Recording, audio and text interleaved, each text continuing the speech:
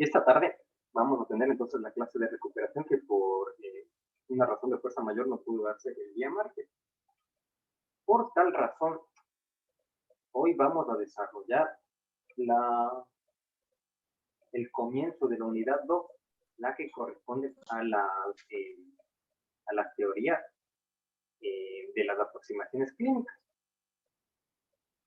Entonces, quiere decir que esta tarde ustedes aprenderán información que les va a servir para responder a la pregunta ¿qué es una teoría? Y sobre todo, ¿para qué sirve? Bueno, entonces voy a compartir pantalla para que veamos el PowerPoint correspondiente.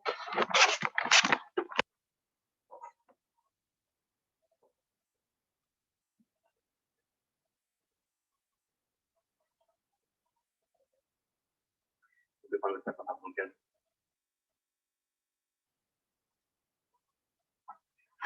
Bueno, entonces hasta que se abra, comencemos. Es importante entonces que ustedes recuerden una diferencia entre las teorías y los hechos. Es decir, dicho en otros términos, se maneja la idea de que la ciencia actual es bastante, o sea, tiene una forma distinta de ser crítica hacia sus mismos contenidos.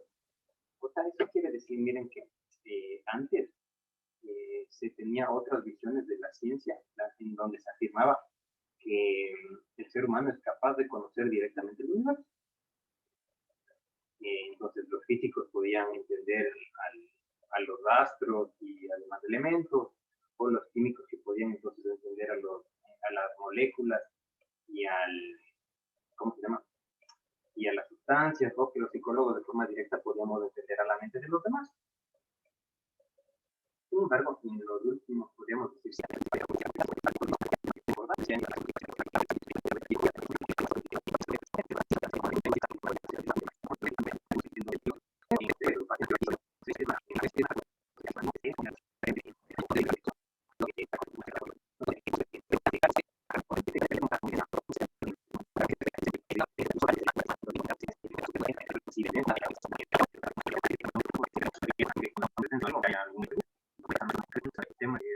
no se puede llegar a tener algo más que teoría, porque no hay la tecnología para poder ir de forma real el universo.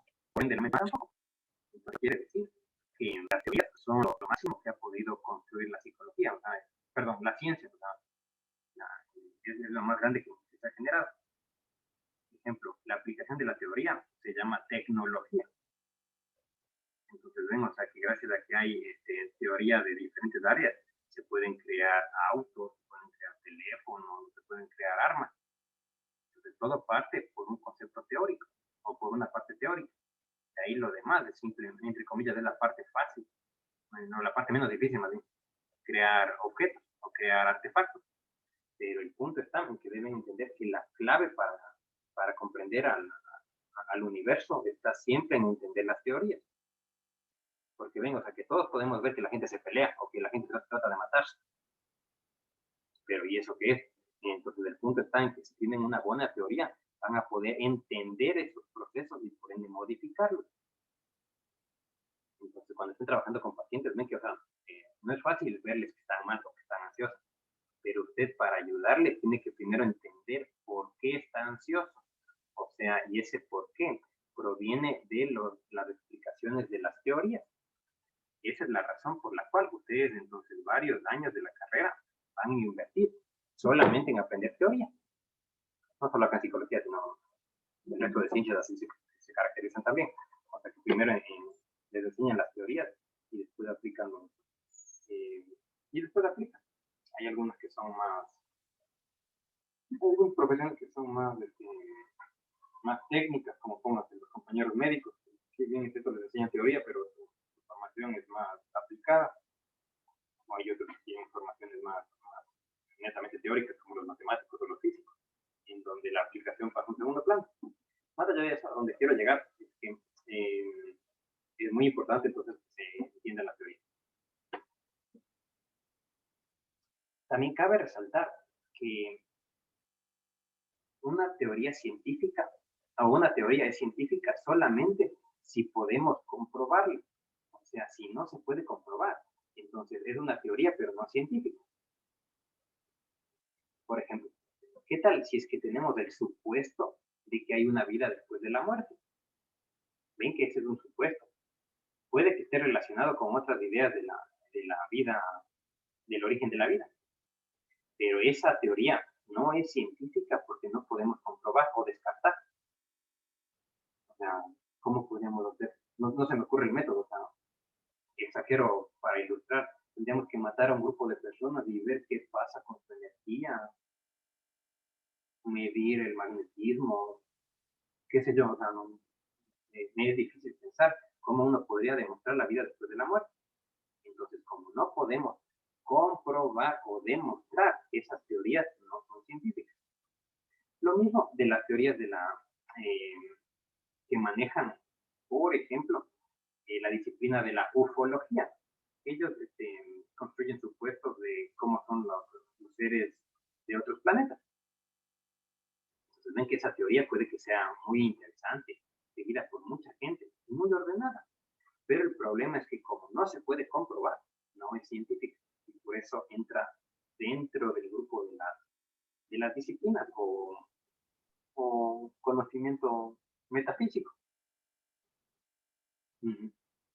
Asimismo, ciertas disciplinas como la astrología u otros conocimientos, entonces ven que puede que tengan un conjunto de supuestos ordenados, puede que sean lógicos, puede que sean seguidos por muchas personas, pero el problema es que como todavía no se puede comprobar cómo un astro influye en una persona, eso no es científico, no estamos diciendo que sea falso, pero tampoco es verdadero, o sea, lo que voy es que como no se puede verificar, tienen ese problema y no entran en el plano de la ciencia. Porque ilustremos un ratito más.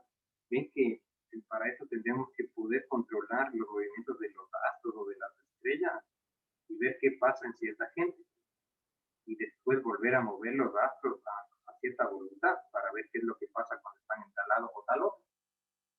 Entonces, como no se puede comprobar, no entra dentro de la ciencia.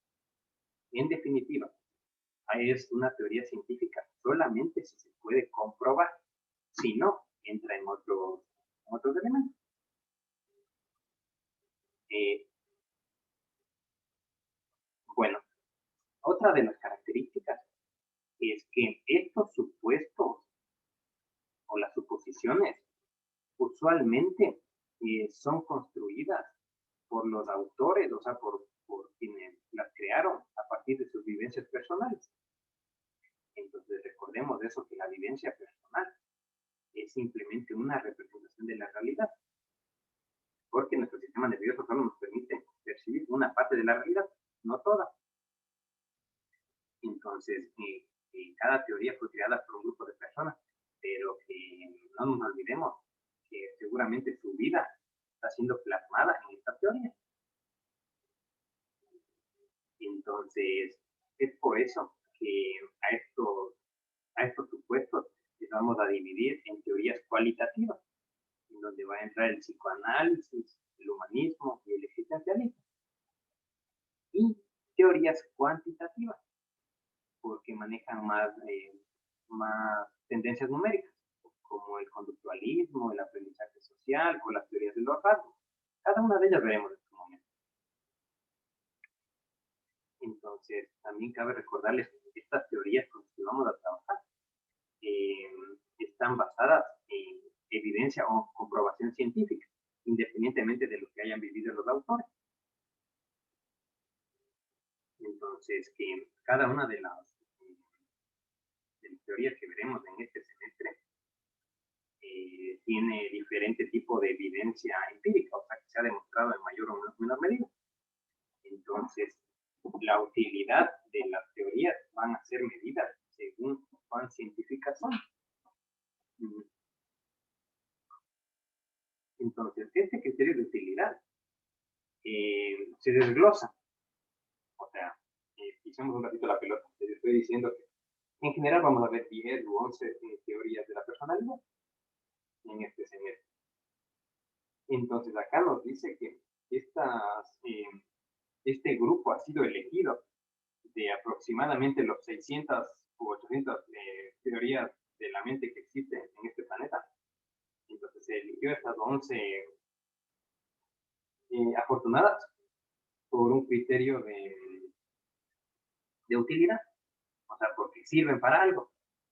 Entonces, ¿cómo sabemos que sirven o cuáles son los indicadores de que sirven? Son los siguientes.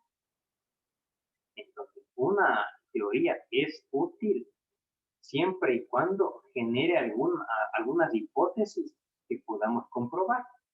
Como les dije hace un ratito, lo de la vida después de la muerte. Ven que puede que sea una teoría muy interesante, pero si no podemos demostrar, entonces esa teoría no es útil. Por eso la almacenaríamos en el baúl de la ciencia, en el baúl del stand-by, hasta que aparezca la tecnología para poder verificarla o descartarla. También nos dice que una teoría va a ser útil siempre y cuando tenga una estructura coherente. Es decir, o sea, que tenga un orden bastante clarito y que no se, ¿cómo se llama? Que no se contradiga, que no hable, o sea, que no sea confusa, sino que mantenga un mismo orden. Ejemplo, hay una teoría que dice que la parte más importante de la mente es el inconsciente. Y si esa teoría después diría, pero la parte más importante de la mente es la conciencia, también depende o es relativo, se fue. Porque en las teorías no se maneja desde esos conceptos de depende. Sobre todo, quiero hacer el énfasis en términos relativos, porque me parece que en varias partes de América del Sur, incluido Paraguay, a opinión de sus profesores, se utiliza en exceso ese término. No es que tal cosa está bien o está mal, depende. No, porque no hay que ver las condiciones para identificar que tal cosa es por un lado o por el otro, pero no es que depende. Luego la psicología no es relativa, sino la psicología, o sea, es cada vez más precisa. Bueno, pero en esta semestre van a tener más elementos para poder sacarse ese término de creer que la mente es relativa. Porque la mente no es desordenada, sino se pueden encontrar cierto tipo de patrones. Bueno, también nos dice que el tercer criterio de utilidad va a ser si es que nosotros podemos replicar, o sea, si es que podemos encontrar nueva evidencia que le agrande o que le robustezca o que le cambie. Ejemplo, en su momento nosotros veremos una teoría que explica que dependiendo del orden de nacimiento que ocupa el paciente en comparación con sus hermanos, va a tener tales o cuales rasgos.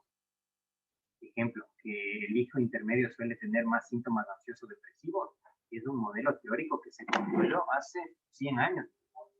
Entonces ven que si nosotros ahora agarramos un hermano intermedio y vemos que tiene esos síntomas, entonces quiere decir que 100 años después se sigue confirmando ese modelo teórico. O a su vez, 100 años después nosotros podemos identificar cuánto calza esa teoría con las familias que ahora, o sea, las familias modernas, que ven que hay algunas que son monoparentales o con cuidadores temporales, es decir, ¿cómo se llama? Cuidadores temporales intermitentes, en pocas, padrastros y madrastras que o sea, las parejas ocasionales de gente separada con hijos, ven, o sea, que cada tanto puede que tenga una novia y entonces esta novia cada por un tiempo ocupa cierto tipo de rol de figura materna y así entonces van cambiando. Entonces, con estas modalidades diferentes de familia, nosotros podemos modificar la teoría al ver si es que se sigue manteniendo esos síntomas de ansioso depresivos en los hijos intermedios o si en estas familias cambian. Entonces, en pocas, una teoría es útil si podemos nosotros confirmarla o modificarla. Les quiero poner un ejemplo de algo que nosotros no podemos modificar. Pónganse que nos dicen que el universo fue creado por alguna fuerza X. Entonces uno dice, ya, chévere, pues le creo. Pero, o sea, nosotros no podemos confirmar eso, ni siquiera podemos modificar, porque, o sea, ¿cómo le contacto esa fuerza? ¿O cómo le mido? O hay otro universo. Entonces, como existe ese problema de verificación o modificación, entonces no, esta teoría que les estoy hablando puede que sea cierta, pero no es científica y por ende, pero no es útil y por ende no útil a nivel científico, a nivel académico. Entonces, como no es útil a nivel académico científico, no es científico. Y la otra dice que utilidad también se mide si es que tiene términos precisos. Entonces, capaz que si algún rato ustedes agarremos el diálogo común, ven que una persona al teléfono le puede decir teléfono, móvil, smartphone, eh, o coso, o cosito. Celular. O celular. Entonces, fíjense que un mismo objeto tiene diferentes formas de ser llamado. Entonces, eso es una muestra de que no es preciso el término. En cambio, ven que en la academia, como hablamos de teoría, nos caracterizamos porque debemos decir las cosas claritas. Entonces, póngase depresión, es un trastorno del estado de ánimo, es de eso y punto, y no es más. Porque necesitamos que sea claro los términos, las definiciones, para que podamos hablar un lenguaje común y que no nos equivoquemos o no generemos conclusiones erradas. Entonces, por eso es que también hay veces que hay gente que cree que, póngase, que la ciencia es algo aburrida, porque, bueno, la verdad es que evita ese tipo de adornos de la literatura o de la vida real que hace entretenida o que dan colores a la vida, porque eso generaría un riesgo en la precisión de conceptos. Entonces, por eso es que se habla usualmente con los mismos términos, hasta de una forma semejante, y es porque es preferible, no, perdón, porque es indispensable hablar de manera precisa, porque si no genera confusión. Y acuérdense que en la ciencia hay historias en donde sin querer se han generado resultados o interpretaciones polémicas. Y eso entonces ha servido para generar problemas sociales muy grandes. Por ejemplo, tomemos el caso de en la década del 90, ven que hubo un grupo de científicos que parece que tuvieron un error de buena fe. Error de buena fe se refiere a que se te pasaron algunos números, como le puede pasar a cualquier otro ser humano, porque es un error normal. Y entonces me refiero al estudio que encontró una asociación entre las vacunas infantiles con me parece que era el trastorno autista o Asperger, no me acuerdo muy bien. Bueno, pero entonces ven, o sea que ahí hubo un error humano que se le puede pasar a cualquier persona en el cálculo. Cuando se envió esa publicación a revista científica, que en este caso era Nature, me parece que fue, ven que ahí también tienen revisores independientes, y por esas cosas extrañas de la vida también se les pasó a ellos. Pero igual, o sea, algún rato iba a pasar, o sea, en 300 años de ciencia consolidada, algún rato iba a pasar. Bueno, entonces eso salió publicado, y entonces generó tanto asombro en el mundo, que enseguida otros investigadores replicaron el estudio para ver si encontraban los mismos resultados que esta investigación. Y ahí entonces, meses después, se dieron cuenta que, o sea, encontraban otra cosa.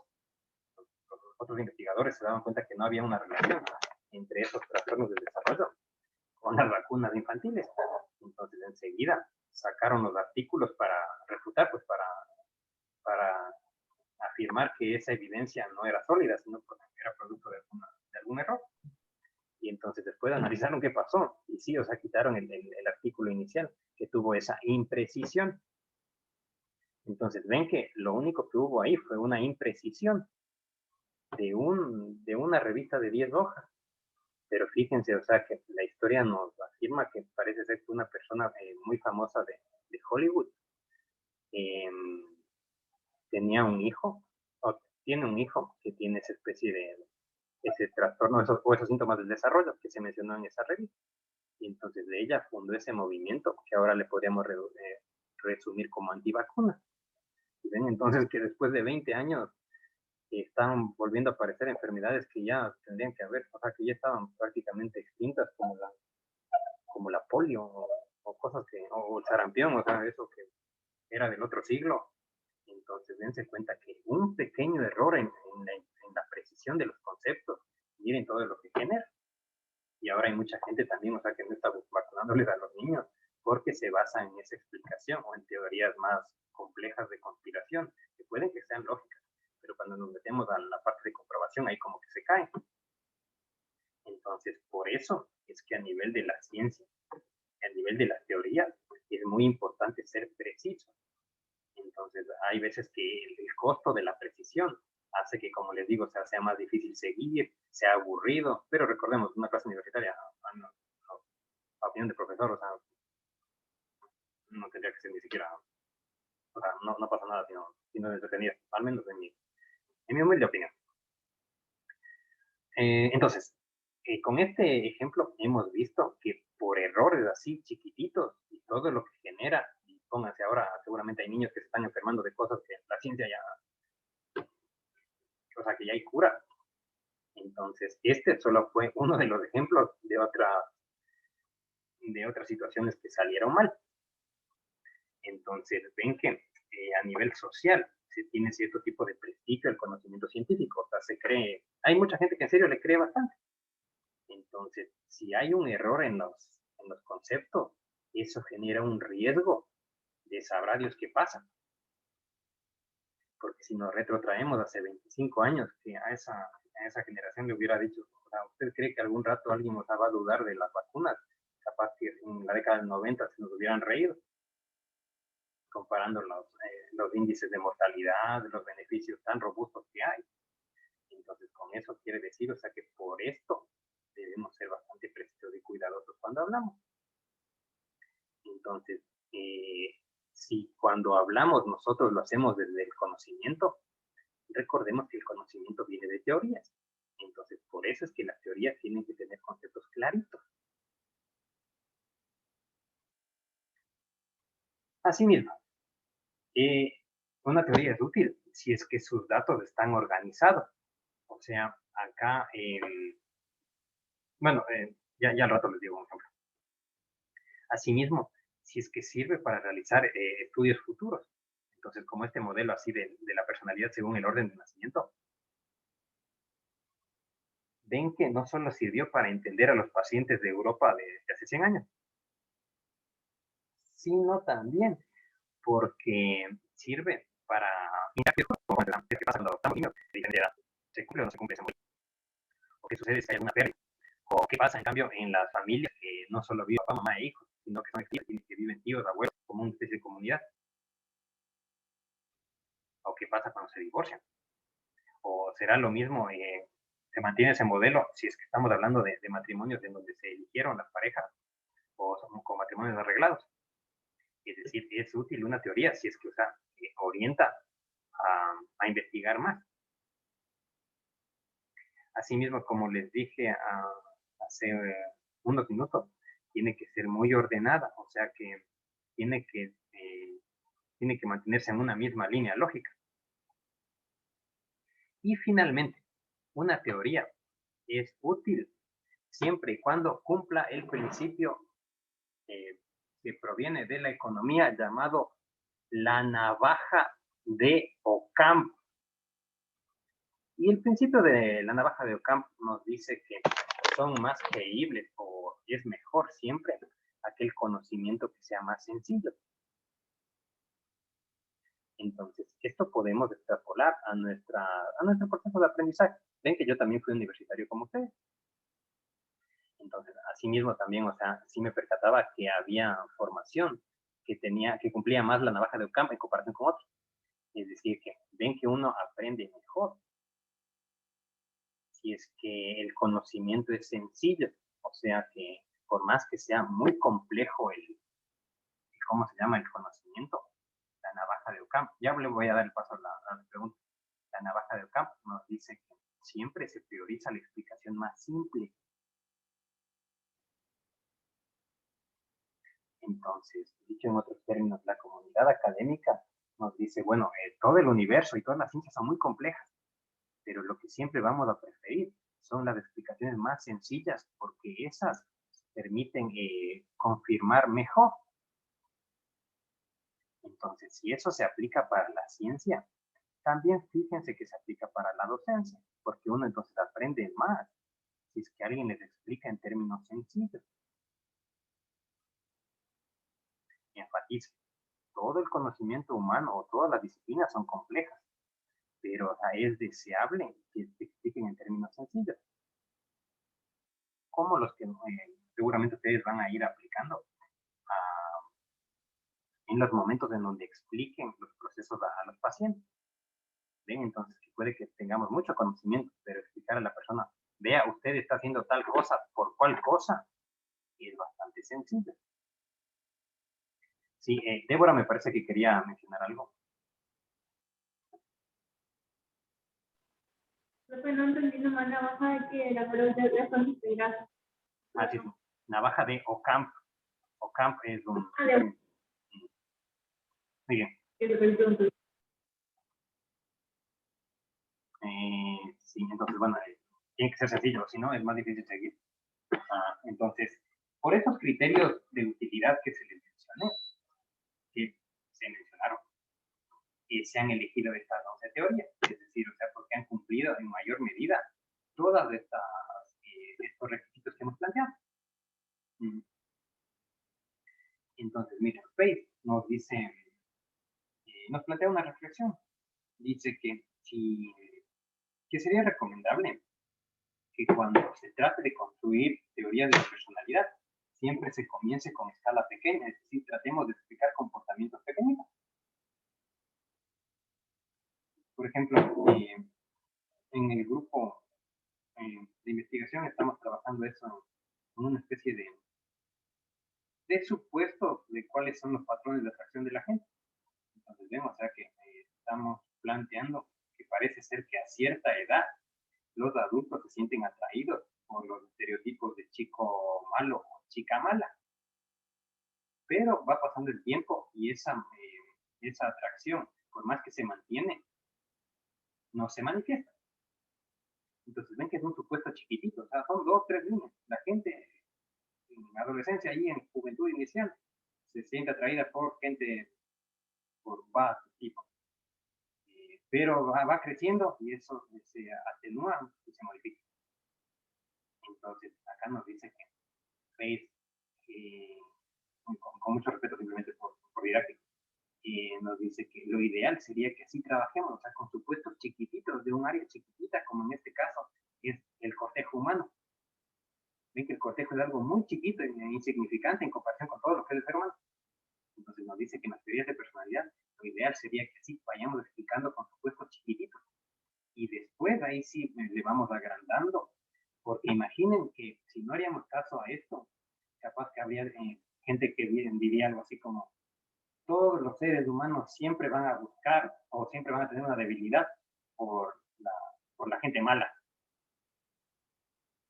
Ven entonces que esa es una afirmación muy brava, o sea, es muy grande y, y, y caería en el riesgo de que sea fácilmente demostrada que es falsa. Entonces, perdón, lo importante es recordar que siempre es mejor explicar conducta por conducta o partecita por partecita. Asimismo, detrás del rendimiento académico se explica por tal cosa, pero no así hablar que detrás de toda la mente está tal vuelta. En pocas palabras, Faith nos dice que hay que tratar de evitar generalizaciones que traten de explicar todo el comportamiento humano, porque esto es difícil de comprobar, entonces es mejor irnos por partes. Entonces, hasta aquí les consulto qué preguntas tienen.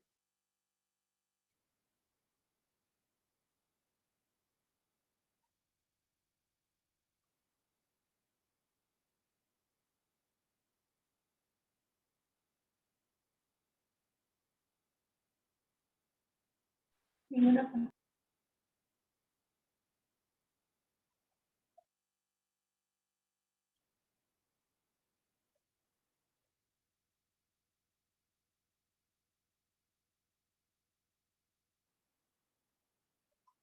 bueno, entonces, sigamos. A ver, déjenme ver.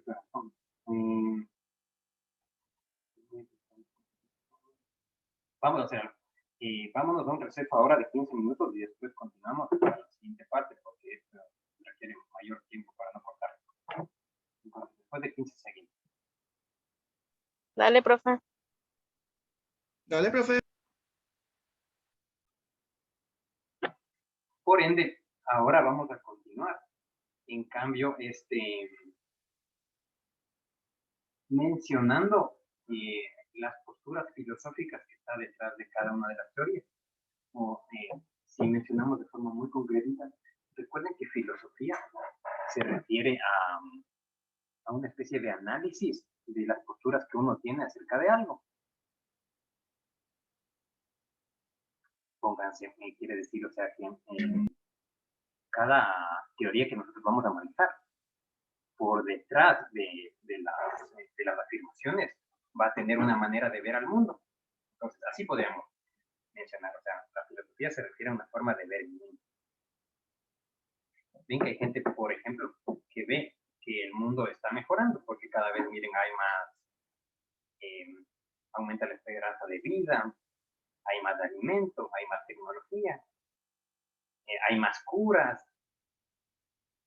Y en cambio, hay otras personas que puede que tengan una filosofía distinta, o sea, que vean que el mundo cada vez empeora, porque vemos que hay más guerra, que hay más hambre, que hay más pobreza. Entonces, más allá de eso, lo que quiero enfatizar es que estos dos son ejemplos de formas de ver el mundo. Entonces, asimismo, las teorías van a diferenciarse porque ven al psiquismo desde diferentes perspectivas. Entonces, la gente que cree que el mundo está mejor, ven que tiene sus razones, las que hace ratito les dije.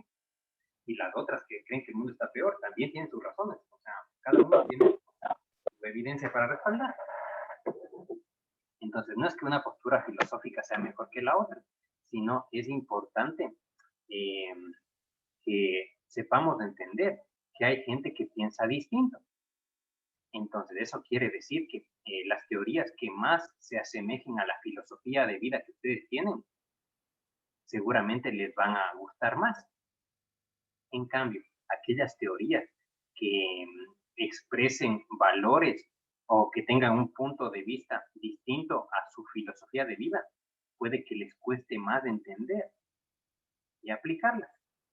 Entonces, por eso es que es muy importante ahora tomarnos unos minutos para analizar las diferentes formas como se ve a la mente, para que entonces en cada una de estas dualidades ustedes identifiquen, o sea, cuál es la postura que tienen. Recuerden, ninguna de estas es mejor que la otra. Simplemente sirven para que uno pueda entender cómo es que ve a la mente. Entonces, la primera parte, determinismo, se refiere al punto de vista en donde uno cree que el comportamiento del ser humano no es libre, sino, o sea, está atado por ciertas cosas. Por ejemplo, la gente que cree en el determinismo piensa que lo que te pasó te marca, y entonces uno no es tan libre, sino replica los conocimientos o las acciones que aprendió. Déjenme ver si por acá tengo algún ejemplo. Denme un...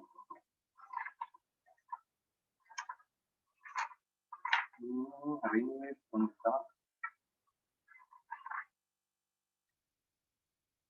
Ah, sí. Acá nos dice que el determinismo es creer que el comportamiento del ser humano se explica por fuerzas que el ser humano no conoce. Por ejemplo, miren, una persona puede simplemente comprarse un pantalón y no sabe por qué, pero simplemente lo compró. Entonces la gente que ve el determinismo dice, se da cuenta que esta es una muestra de que el ser humano no sabe por qué se comporta, sino simplemente hay un conjunto de fuerzas que él desconoce que le hacen comprarse ese pantalón. O cuando vemos gente que de forma reiterada toma malas decisiones y le preguntamos por qué hacen, capaz que nos dice, no sé. Entonces la gente que piensa en el determinismo dice, sí se da cuenta. Entonces la mayor parte del comportamiento humano se explica por fuerzas que no puede controlar el propio paciente, sino que son fuerzas mayores. Y en cambio, la libertad de acción consiste en creer que el ser humano tiene más control o que las decisiones son más, que son más libres. O sea que la voluntad del ser humano puede ser más pesada que las vivencias que uno tuvo. O si pongo en otra perspectiva, miren, libertad de acción significa pensar que el ser humano es libre para comportarse como quiera. Hay gente que cree eso, que el ser humano puede tomar cualquier decisión. En cambio, el determinismo pensaría que no, que el ser humano solo en algunas cosas medio tiene libertad, pero de ahí en general hay otro tipo de fuerzas internas que le atan. Entonces, en pocas palabras, quiere decir que a nivel filosófico hay gente que cree que el comportamiento del ser humano está atado o que está, entre comillas, preso, o hay gente que piensa que el ser humano es libre. Entonces aquí les afirmo, ninguna de las dos es mejor. Son dos posturas filosóficas. Lo que ahora entonces necesito que ustedes hagan es que se posicionen en cuál de las dos se sienten más cómodos. Recuerden que el punto medio es discutible a nivel teórico y más bien parecería que no están siendo tan conscientes de su postura. Entonces ahora les pido que ustedes internamente analicen qué es lo que creen, que el comportamiento del ser humano es libre o que el ser humano se comporta, o que el ser humano está preso y que no tiene esa libertad, o que es falsa esa libertad. Entonces, a ver, les escucho acá. ¿Quién ya pudo identificar cuál de estas posturas es la que cree más? Yo creo en las dos cosas, pero me tiro más hacia la libertad de acción. Ah, bueno, ¿por qué? Porque uno, cuando entra en el determinismo, cuando actúa de forma inconsciente, cuando uno se hace consciente de dónde está parado, de lo que está haciendo, ahí entra a la posibilidad de la libertad de acción. Por eso creo en los dos. Claro, pero estoy enfatizando que creer en los dos le hace sospechar a su profesor que no están siendo todavía más conscientes de cuál de las dos gana en esta balanza, porque ven que son posturas teóricamente distintas. Entonces caeríamos en ese relativismo. Y sí, para mí es un relativismo ahí. Bueno, bien. Porque depende mucho del punto de vista de la vivencia de cada uno. Claro, entonces a medida que vayan avanzando las clases se van a ser más conscientes de su punto de vista a cuál se inclina. ¿Quién más pudo identificar cuál es su postura en esta discusión de determinismo versus libertad?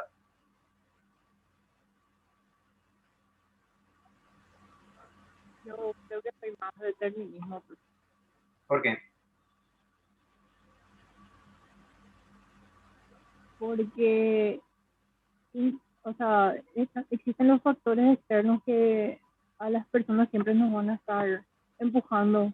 Nos regimos por normas sociales, por el ambiente y por lo interno y externo. Entonces, creo más que la libertad absoluta no existe, que de repente puede ser algo muy, muy interno, o sea, dentro de la mente, pero en realidad nunca vamos a poder ser libres totalmente. Y muchas de las acciones que realizamos son por factores externos, creo yo. Sí, muy bien, Débora. Entonces, dense cuenta que lo importante de estos ejercicios es que vean a cuál le creen más, porque ven que ambas tienen su lógica, ambas tienen evidencia y ambas podemos verlo en el día a día. Lo importante es que ustedes sepan identificar cuál les convence más, porque ahí, si ustedes entonces se dan cuenta que, bueno, yo creo más en el determinismo, cuando aprenda una teoría de la libertad de acción, ya voy a recordar que, bueno, esa me va a costar más, o para el examen voy a tener que estudiar más de esa, porque como va en contra de mi forma de ver el mundo, puede que se me parezca más difícil, o me cueste encontrar ejemplos, o me cueste usarla. Entonces, de ahí es lo importante de que se den cuenta cuál de las dos es la postura más, que se inclinan más. Me enfatizo, no es que una sea mejor que la otra, porque ambas pueden encontrar evidencia, pero la cosa es que identifiquen cuál de las dos les convence más. Entonces, también las teorías van a dividirse en dos posturas filosóficas dependiendo de la... Les voy a enseñar dos. Ya, si es que alguien quiere preguntar algo, actívese nomás dentro. Les decía que las teorías entonces se dividen también en dos posturas filosóficas. Hay gente, miren, que cree en el pesimismo.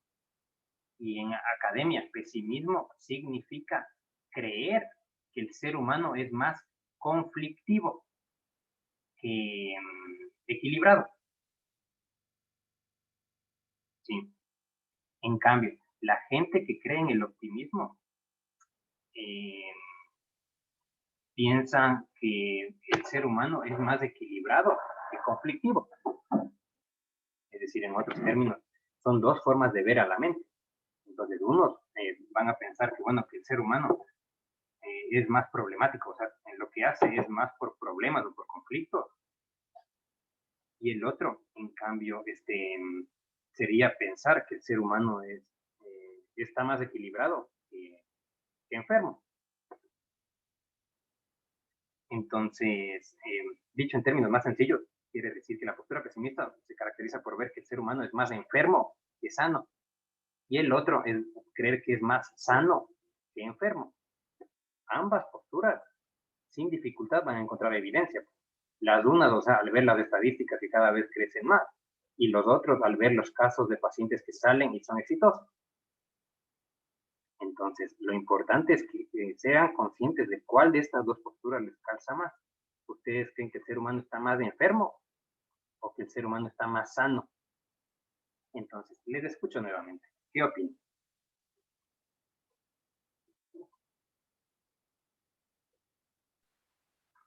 Más sano. Podría argumentar.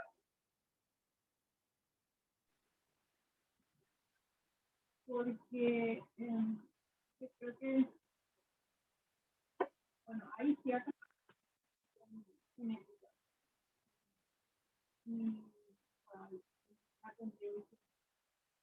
Débora, hable más alto, por favor, que no le escucho muy bien. Yo no escucho.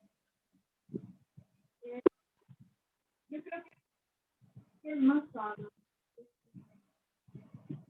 Estamos en un tiempo en el que Profe, no se le escucha. no sé. ¿Ahí me escuchan? Ahí está mejor. Creo que es más sano.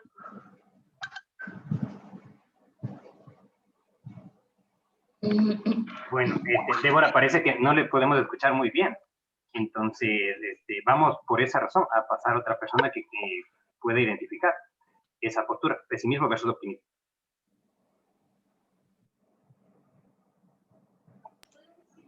Profe, haciendo una lectura aquí en el material, hay una relación y que me responde prácticamente mi pregunta anterior. Dice que las personas pesimistas están relacionadas con, serían los deterministas, ¿verdad? Con las personas pesimistas. Y dice que las optimistas es las que creen en la libertad de elección.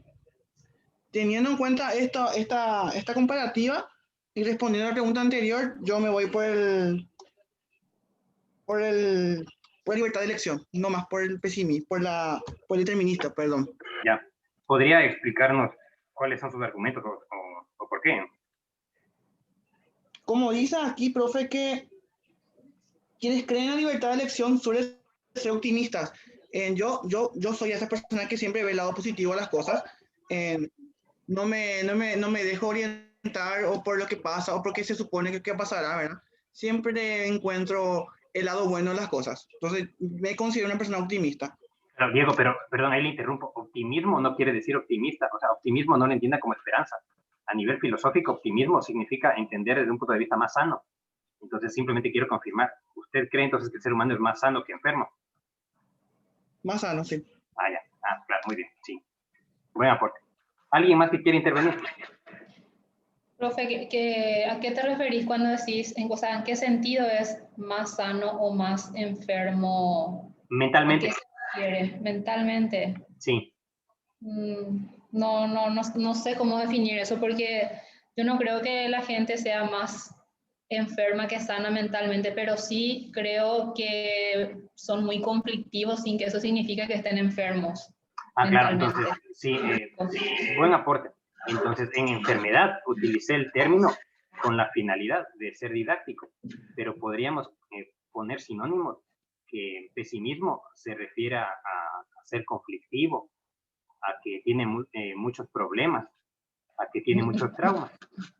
Entonces, optimismo quiere decir, o sea, que el ser humano tiene más cosas buenas, o sea, que tiene más ideas de crecimiento, deseos de superación, que tiene más talento. Entonces, si bien es cierto, hay veces que reduzco los términos, es simplemente con la finalidad de tratar de exagerar para ser claro. Entonces, pesimismo se refiere a ser más conflictivo o tener más líos. Y optimismo es creer entonces que el ser humano está más sano o es mejor. O sea, que tiene más cosas buenas que malas. Como que ve más luces para salir de los conflictos que tiene. ¿Es Sí, así? claro. Sí. Sí, esa es buena idea, porque acá podríamos pensar que el ser humano tiene más sombras que luces.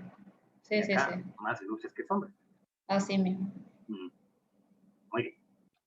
¿Otra persona más que quiera aportar algo?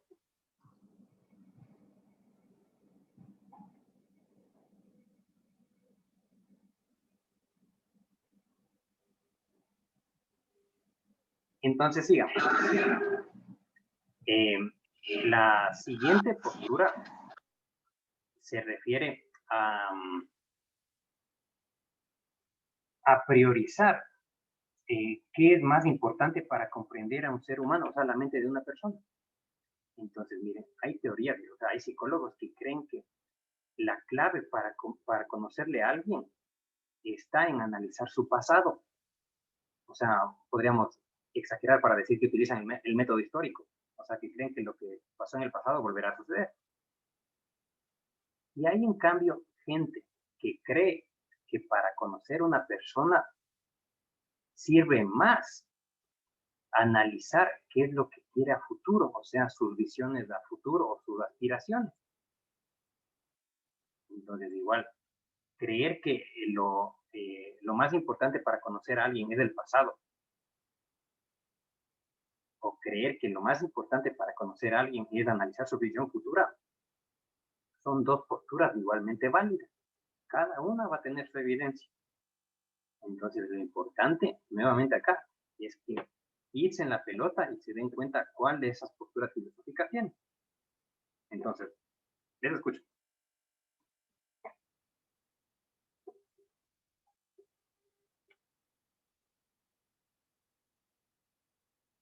¿Puedes repetir, por favor, profe, la última parte que no entendí? Claro. Esta diferencia explica que hay gente que cree que lo más importante para conocer a alguien es analizar su pasado. O sea, lo que hizo en el pasado va a volver a hacer. Y los otros eso no es tan importante, sino más bien creo que lo más importante es ver qué quiere hacer a futuro. Entonces,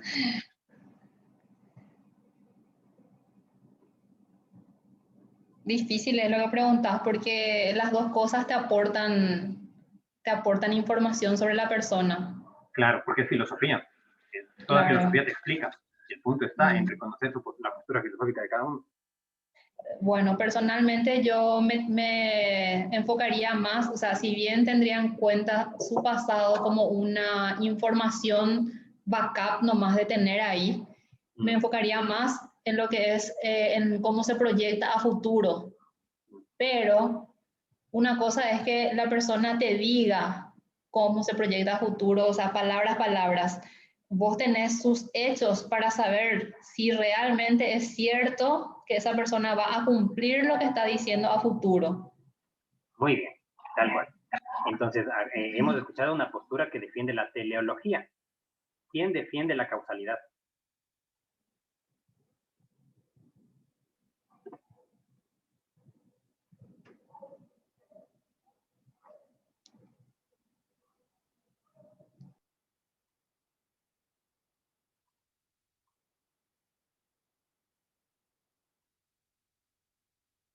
A ver, les repito la pregunta. Lo que les dije es, o sea, ¿quiénes creen, en cambio, que lo más importante es la causalidad?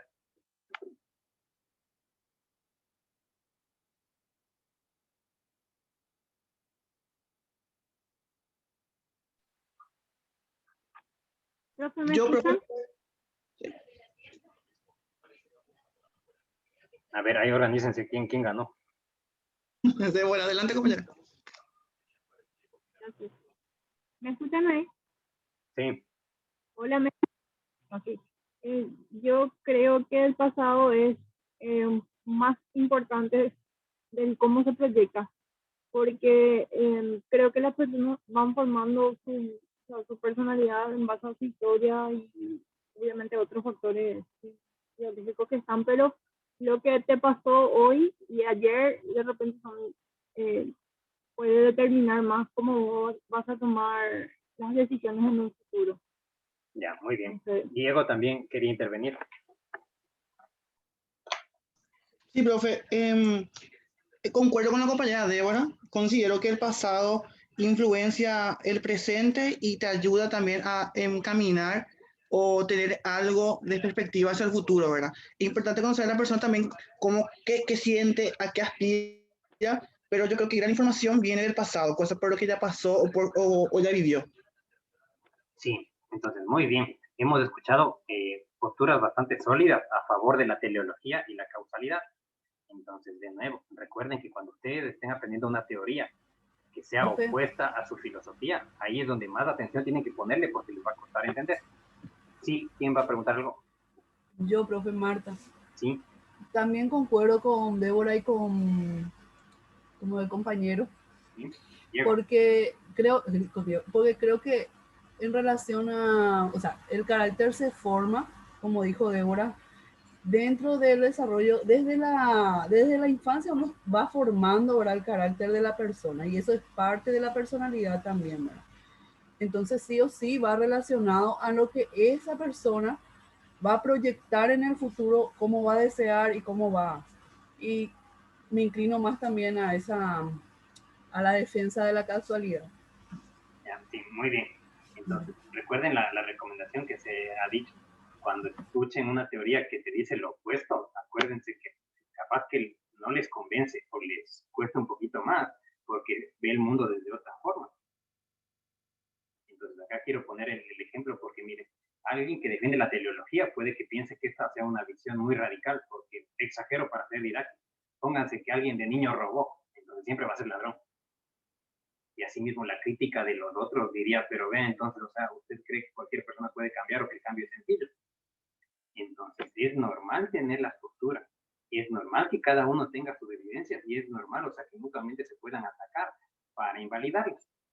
El punto está en recordar que cuando aprendan algo que proviene de una filosofía distinta, la dificultad que ustedes van a tener seguramente se explica porque ven el mundo de forma diferente, no tanto porque las teorías sean muy difíciles. El siguiente dice determinantes con... perdón. Entonces, también ahí les quiero enfatizar que esta suele ser una de las explicaciones por las cuales hay gente que aprende más rápido una teoría y en cambio compañeros que aprenden más rápido la otra. Entonces, no pasa tanto por la dificultad muchas veces ni por la extensión, sino una de las explicaciones suele ser la postura filosófica. Porque ven entonces que aprenden una teoría que calza con su filosofía, simplemente les va a ordenar algo que ustedes previamente ya suponen. En cambio, aprender una teoría que ve el mundo de forma diferente va a requerir que ustedes desorganicen su forma de ver el mundo y recién cuando le hayan desorganizado van a poder entender la teoría. El siguiente punto dice que asimismo las filosofías van a dividir a las teorías y a los psicólogos en aquellos que creen que las fuerzas más importantes detrás de la conducta son conscientes, a diferencia de aquellas posturas que creen que lo que más influye en la conducta humana es el inconsciente. Aquí, como todavía no les hemos enseñado a profundidad qué es inconsciente, no les voy a hacer esa pregunta y no hace falta que ustedes se posicionen. O sea, es algo opcional. Porque miren, ven que lo más probable es que ustedes tengan alto conocimiento o cierto conocimiento de las explicaciones conscientes. Como si les pregunto qué comieron y por qué comieron eso, capaz ustedes me dicen porque es lo que había. O sea, es una explicación consciente. Pero ven, o sea, que hay otro tipo de causas. Cuando se les pregunta por qué estudiaron psicología, seguramente nos van a decir un montón de conocimientos conscientes, o sea, conocimientos 100% voluntario. Pero hay un conjunto de fuerzas, en cambio, que son ocultas. Por ponerles un ejemplo, uno suele elegir la carrera como una forma de manifestar la agresión y agredirle a los demás, o para expresar cierto tipo de instintos primitivos, o pónganse detrás de cierto tipo de tatuajes, suelen estar cierto tipo de explicaciones o de deseos de automutilación. Es decir, un montón de procesos inconscientes que en su momento iremos desarrollando. Por eso, sin hacerles esa pregunta de posicionamiento, lo que quiero afirmarles es que hay muchos psicólogos que creen que la explicación de las acciones de los seres humanos son conscientes, o sea, que el ser humano en pocas sabe por qué hace las cosas. En cambio, hay un grupo grande también de psicólogos que creen que el ser humano solo sabe un poquito y lo más importante es analizar el inconsciente. Entonces, quiere decir que también, o sea, hay dos formas de ver. No es que una sea mejor que la otra. Lo importante es que en su momento, después de que aprendan el inconsciente, vuelvan a esta clase y ahí sí analicen qué creo yo, la que influye más, la conciencia o influye más el inconsciente. Tienen una pregunta. Profe, Sí. ¿y vos por cuál optás? O sea, ¿cuál es la que vos crees? Sí, es una buena pregunta. Lo que sí les voy a pedir es que voy a contestar esa después de que explicarles todas, puesto que ahí se evita el efecto radiación, o sea, la influencia de una aparente autoridad o como le quieran ver.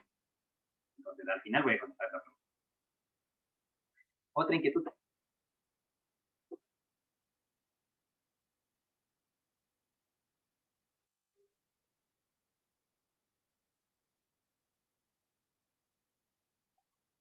El siguiente punto sería, a ver, el quinto. Igual, que hay gente, bueno, que es sabido, o sea, que el comportamiento humano tiene causas biológicas, como los genes, el cerebro, el sistema nervioso, un montón de cosas, las hormonas. Y también se sabe que el comportamiento humano se explica por factores sociales como la crianza, la política, la economía, las relaciones que tengan. Es decir, entonces se sabe que detrás de cada conducta hay ciertos procesos biológicos que le empujan. Por ejemplo, o sea, el comer a las 3 de la tarde. ¿Ven que está explicado? Porque hay un instinto que es el hambre. Y eso sería algo biológico. Y a su vez, eso se explica también por fuerzas sociales, porque acá tienen la costumbre, en tal país tienen la costumbre de comer a las 3 de la tarde, por eso no come a las 2. O por eso come 5 veces en vez de comer una sola como en Marruecos. Entonces quiere decir que es sabido que hay fuerzas biológicas que empujan a hacer algo y también que hay fuerzas sociales que empujan a hacer algo. O sea que detrás de cada conducta están estos dos grupos de fuerza. Por tanto, que también hay una diferencia filosófica en creer a cuál te convence más. Entonces hay psicólogos que creen en teorías que afirman que que las principales influencias de la mente son biológicas. O sea que los genes, el tipo de cuerpo que tengas, el tipo de sistema nervioso, te hacen o explica mejor la conducta. En cambio, hay gente que cree que lo más importante son los aprendizajes. O sea, a la actualidad no es que se niega, no es que uno dice, no, usted, todo se explica por la biología o todo por las ciencias sociales, sino ambas aceptan que existen, que coexisten. Pero a donde quiero llegar es que hay entonces psicólogos que creen más en lo biológico y otros que creen más en lo social. Entonces, aquí nuevamente se les hace la pregunta, ¿cuál es su posición? Y explíquenos por qué.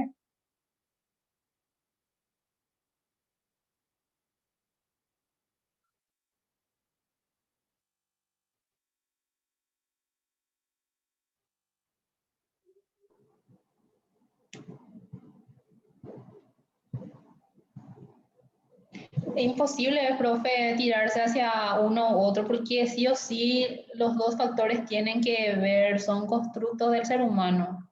Claro, porque eso lo sabía.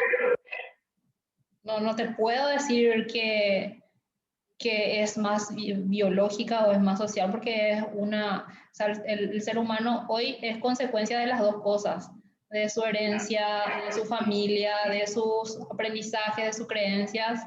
y al mismo tiempo del lugar donde creció, donde se educó y todas esas cosas, ¿verdad? Para mí, las dos influencias, o sea, yo no podría decir uno más que otro. Bueno, sí, muy bien. Entonces, la devolución que doy ante este comentario es que, claro, o sea, mutuamente se sabe que ambas influyen.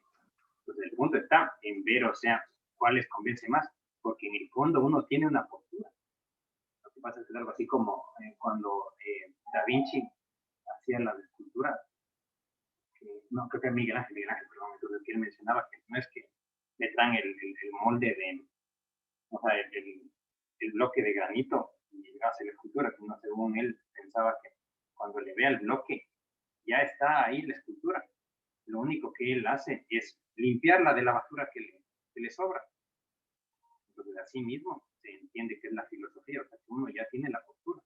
Lo que pasa es que uno se tarda en descubrirla a partir de las limpiezas. Entonces, ¿quién más, o sea, ya pudo identificar si tiene una postura biológica o social?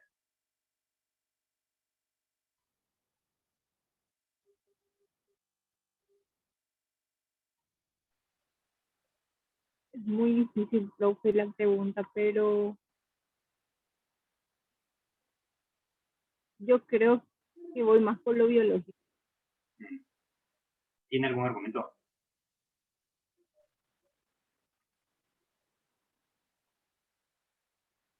No sé si es válido o no, pero es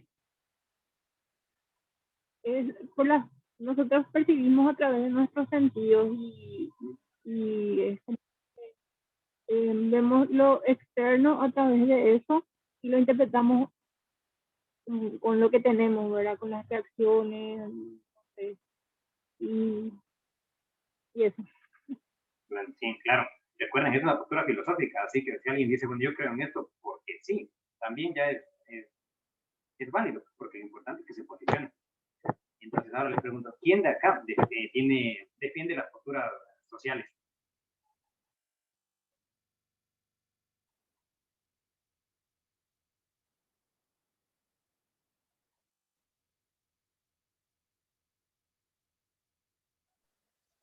Profe, yo no sé si esta pregunta ya me hice varias veces en varias materias, ¿verdad? Mm, Pero cada vez me doy cuenta que la forma en la que pienso va cambiando o se va modificando en cuanto a estas influencias, porque yo creo que mi idea es más que nada que es biológico-social, porque influye mucho nuestra biología, todo lo que tenga que ver con nuestros organismos, todo. Como así también, como decía Débora, creo, lo externo, todo lo que vamos aprendiendo, la crianza que tenemos, o sea, es una mezcla de ambas cosas. Para mí, las dos son importantes, pero siempre pongo primero la biológica y luego la social como segundo plano, por así decirlo. ya, muy bien.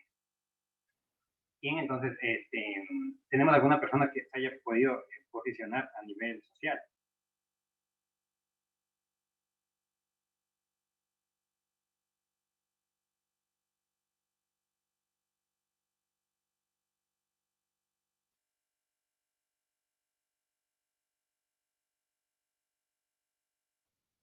Bueno, entonces yo voy a defender esa postura. O sea, voy a utilizar ciertos criterios de actuación. Verán, dése cuenta, o sea, que la postura social es muy sólida porque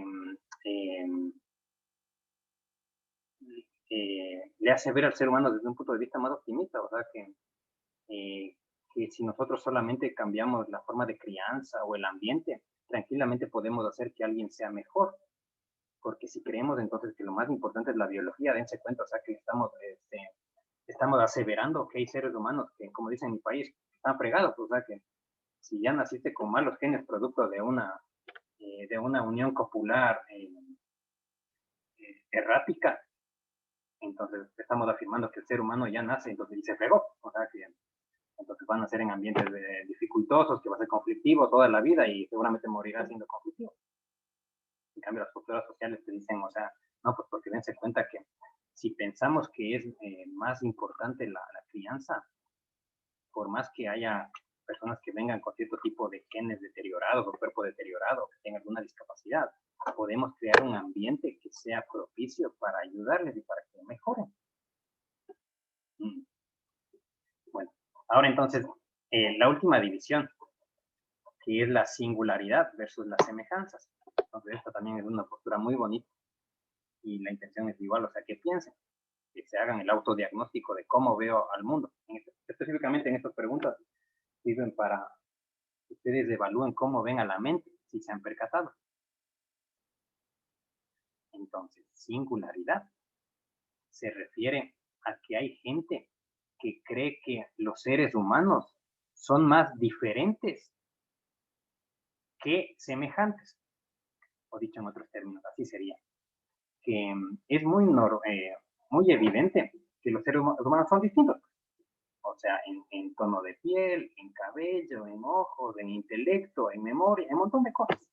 O sea, hay diferencias. También es muy evidente que hay semejanzas, porque el ser humano, o sea, se alimenta de una forma parecida, piensa de una forma parecida, vota de una forma parecida, se comporta de una manera parecida. Entonces, es evidente, podríamos decir que es evidente que existen diferencias, que existen semejanzas. Así como algún rato yo les dije que ustedes analizan el recorrido de sus parejas afectivos sexuales, puede que encuentren diferencias, pero también si analizan, no es difícil encontrar semejanzas.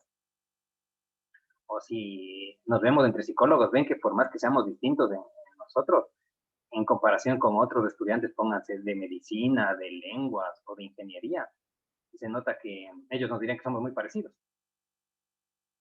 Entonces quiere decir que claro que hay semejanzas, claro que hay diferencias. Entonces, esta última dualidad se refiere a que hay gente que cree que lo más importante o que la gente se destaca más por diferencia, o en otros términos, que la gente es más diferente que semejante. Y en cambio, la postura de las semejanzas dice, bueno, claro que hay diferencias, pero en el fondo el ser humano se parece más de lo que se diferencia. Entonces los unos creen, o sea, que los seres humanos son mucho más distintos que semejantes. Y el otro dice que los seres humanos son más semejantes que distintos. Ojo, mutuamente no se niegan, simplemente se diferencian en que el uno cree que hay más diferencias que semejanzas y el otro viceversa. Entonces, por un ratito, pónganse a pensar ustedes qué es lo que más creen. O sea, ven que el ser humano es más distinto entre sí. O que el ser humano es más parecido entre sí. Les escucho. ¿Qué postura tienen? En este caso particular, prefiero pensar que la singularidad está más marcada, porque todas las personas, justamente, más allá de su semejanza, buscan ser completamente singulares de otras. Buscan destacarse por cosas diferentes, buscan verse diferente a otros, buscan siempre algo con lo cual pueda ser exclusivamente identificado. Muy bien. Por eso movemos a la singularidad. Sí. Ahora, ¿quién más quiere intervenir? Profe, yo en cambio creo más en cuanto a las semejanzas. Y ahí entra a tallar también algo que solemos decir, que las personas que atraemos en cuanto a relación, en cuanto a familia, en cuanto a nuestro círculo, no, casi siempre son parecidas, algo tienen en común, como así también queremos ser parte de grupos para identificarnos y por ende hay muchas semejanzas. Buscamos como grupos donde tengan cosas que nos gusten, eh, algo que nos asemeje al otro. Yo pienso de esa manera. Muy bien. Tenemos a alguien que defendió la otra postura. ¿Quién más quiere intervenir?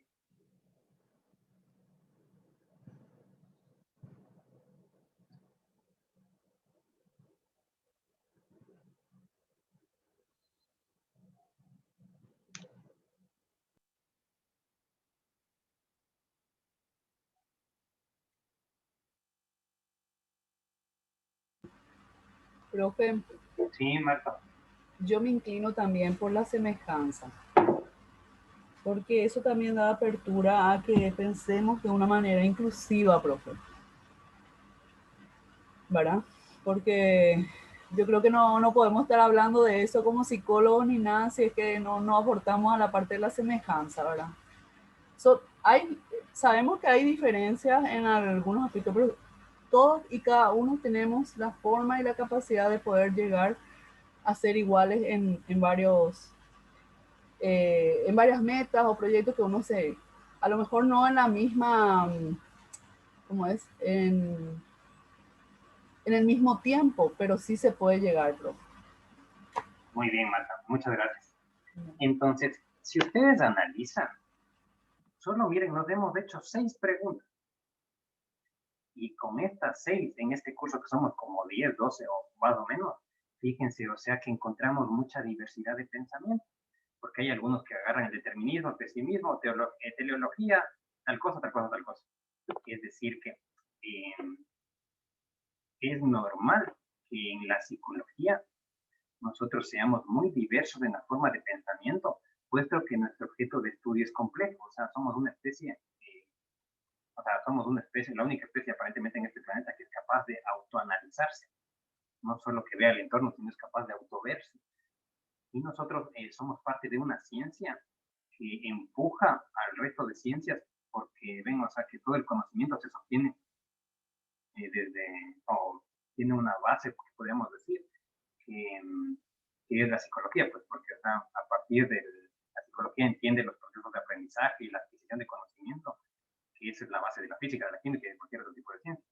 Ojo, es un punto de vista para mostrarles que como nosotros nos autoanalizamos, por eso es que tenemos una divergencias bastante notables, o somos bastante heterogéneos en la forma de pensamiento.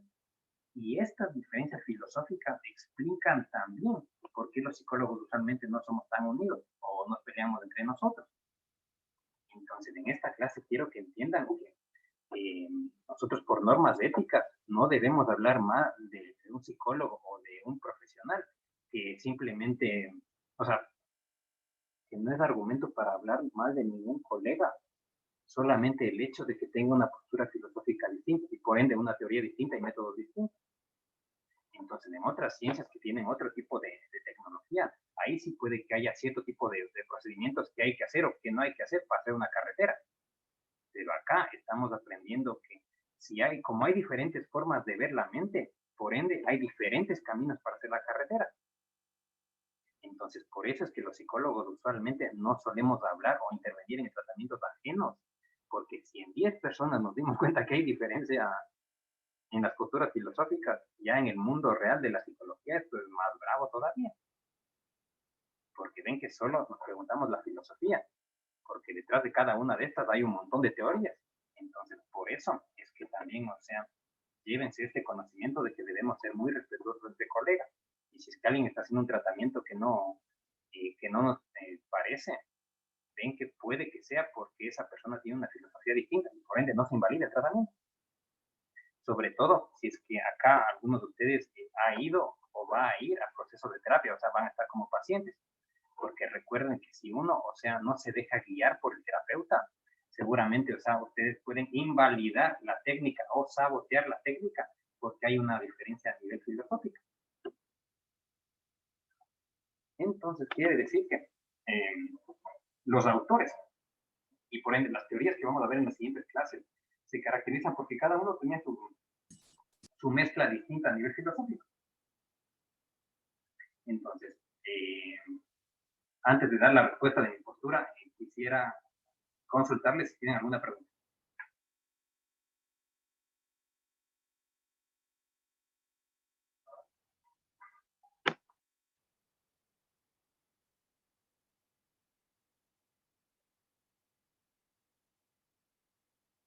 Entonces, prosigo. Otra cosa que me olvidé de decirles es que estas preguntas filosóficas está bueno que cada tanto se las vuelvan a hacer, porque la postura también va cambiando con el tiempo, con la adquisición de conocimiento, con la puesta en práctica de lo que aprendemos en la psicología, vamos cambiando también nuestra forma de ver el mundo. quiere decir que estas preguntas que puede que tengan una respuesta o que no hayan tenido una respuesta hoy, no quiere decir que se va a mantener eso a lo largo del tiempo. A ver, entonces, hace rato que no me hago esta pregunta. Determinismo versus libertad de acción.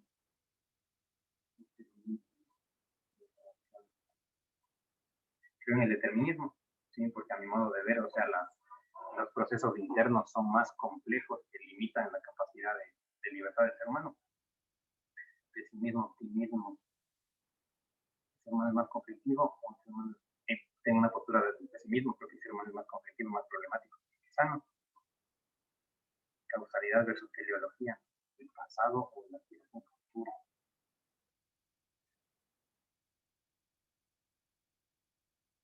Causalidad, sí. Determinantes conscientes versus inconscientes.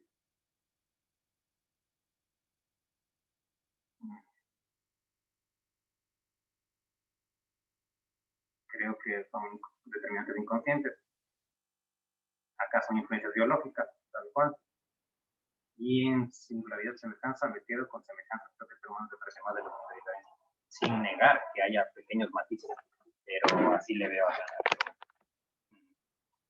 Bueno, entonces, para terminar, ¿quieren que les repita algo o tienen algún tipo de consulta al respecto?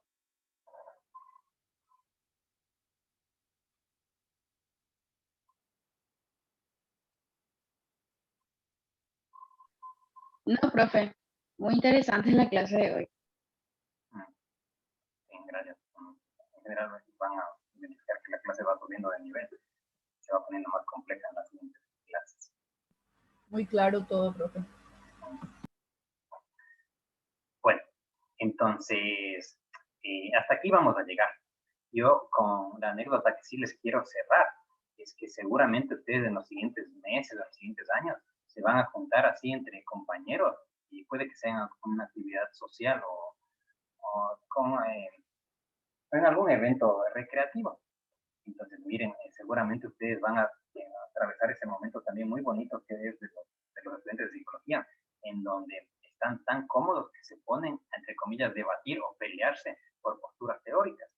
Entonces, eso sí que es una etapa muy curiosa, porque cuando están en su segundo, tercer año o cuarto año, suele pasar esto, o sea, que ya no solo se ponen a debatir de cosas de deporte o quién tiene la razón en ciertos elementos, sino se ponen a discutir desde teoría. O sea, qué dijo tal autor, qué tal autor, cómo se le interpretó o tal vuelta. Entonces, cuando vivan eso, acuérdense que hay que aprovechar eso porque es una instancia muy linda, o sea, en aspectos joviales, ponerse a debatir de autores. Y aprovechen también, o sea, cuando tengan eso, el tratar de entender cómo ve el otro. Quiero repetir una frase que en la Universidad Central nos decían, mencionaban en esta universidad, uno no solo aprende en la facultad, en las clases, sino que lo más rico de la universidad es, o sea, aprender de la charla de pasillo. O en pocas, uno aprende mucho si le preguntas a tu compañero qué entendió o cómo ve a la psicología. Y ahí entonces se enriquece el aprendizaje. Claro que eso era una visión muy romántica, porque la verdad yo muy poquito sentí eso en la universidad. Capaz que antes era así,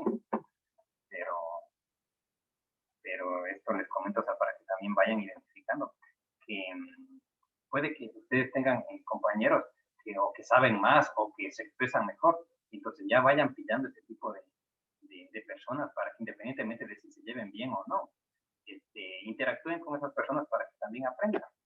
Por ejemplo, yo sí tenía compañeros en la universidad que no eran mis amigos, pero me daba cuenta que eran inteligentes, entonces me gustaba trabajar con ellos, aunque puede que varios de ellos no me caían bien, pero era una especie de trueque bastante honesto, en donde uno aprende a partir del otro. Bueno, entonces, hasta acá vamos a llegar. Recuerden que se les va a habilitar un breve cuestionario que tiene por duración 2 días.